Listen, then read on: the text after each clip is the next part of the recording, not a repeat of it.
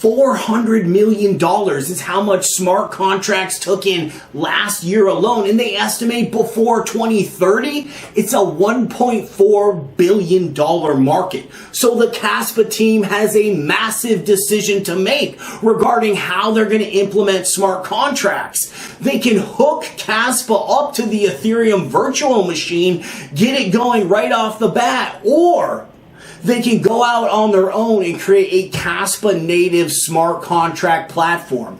We're going to weigh in on the details of the strengths and weaknesses of both of these choices, as well as dive into why KASPA hasn't broken out above 5.5 cents yet. In fact, using our X-axis Fibonacci pitch method, we have charted a massive breakout coming. We will be taking advantage of this with a 10x leverage swing trade. We are anticipating, not reacting to this breakout. We're going to get ahead of it. Nothing makes me more angry than these wealthy YouTubers preaching about how you should never use leverage. Yeah, that's easy for you to say. You're looking in your bank account, you got tens of thousands of dollars. We might be looking down at 500, maybe 1,500 bucks, and we just knew if we had more cash, we'd be able to put together a huge bag by the end of 2025, if not changing our life. So of course, we're gonna go for the leverage. If that speaks to you, definitely stay tuned to the TA end of this video. Not financial advice. I'm not a financial advisor. Back to smart contracts on KASPA. This is completely nuts. You guys probably thought this was some clickbaity title. No. These developers, these hardcore computer experts, they're actually scheming up a way to dethrone Ethereum as the king of all smart contracts right now. You guys have heard the main developer of Ethereum has been moving tons of his personal stash off his own cold wallets onto exchanges, getting ready to take profit for the first time since 2018. Can he see the writing on the wall? Let's check this out. While the EVM is widely recognized, many participants in the KASPA discussion find it inefficient for handling the daily load of a layer 2 KASPA network, especially once the adoption scales up. Several proposals have been put forth, including the creation of a new virtual machine based on high-performance programming languages like Rust, or cross languages like WASM. I went ahead and pulled up an article on WASM. It's a coding language that was created by Microsoft and Google, and all of the renegade smart contract platforms like Solana, Polkadot, they're all using it and included in this article. So after soaking all of this in, there is definitely a case, because KASPA is proof of work, the rest of these on the Rust language are proof of stake, that it's going to be the alpha dog that puts together this new smart contract virtual machine that's going to boot Ethereum out of the way. And over the next 8 years, as we move up to this $1.4 billion market, KASPA is going to be getting the biggest slice of that. In this scenario where they go with door number 1 and just connect to the Ethereum virtual machine, there's a lot of upside for KASPA with that too. First off being the amount of developers will be joining the team. Right now there's only 17 main developers working on KASPA right now. So as soon as they can connect it to the Ethereum virtual machine, everybody who knows that coding language will be able to help chip in and build more on the KASPA net. Let's talk about our secret sauce, which is these X-axis Fibonacci pitch lines.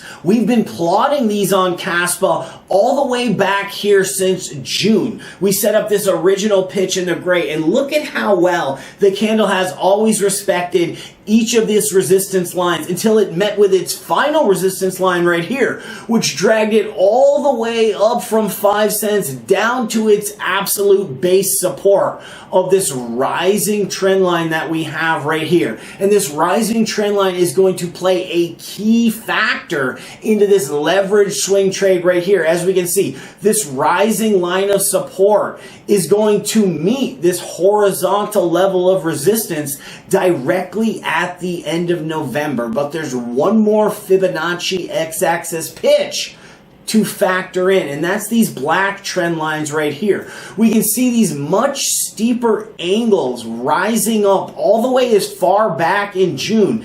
Outlined in purple here are like these three very clear breakouts. And when we set a Fibonacci pitch on them, we can see that they absolutely line up with the 618 style spacing.